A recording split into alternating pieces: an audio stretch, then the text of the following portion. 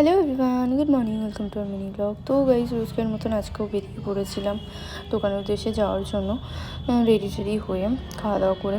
তো গিয়ে আজকে তেমন কোনো কাজ ছিল না, তো একটা দিকে পার্সেল চলে আসে, তো সেটা আনবক্সিং করছিলাম।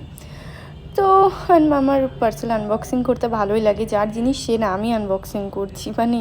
তারপর দুপুরে লাঞ্চ নিয়ে বসে পড়েছিলাম। এই দেখো আমি চিকেন নিয়ে গেছিলাম আর সবাই শাক, তেল পটল নিয়ে এসেছিলো।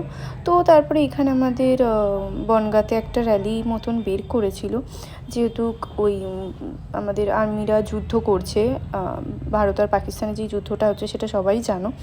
তো সেখান থেকেই সিন্দুর নিয়ে যে একটা মিশন বের করেছিল, তো এই সব নিয়ে আর কি একটা র্যালি বেরিয়েছে। তো দেখো র্যালিটা দেখতে থাকো, আমার তো খুব ভালো লাগছে। আমি মানে যতক্ষণ গেছে আমি ততক্ষণই দাঁড়িয়ে দেখছিলাম এটা।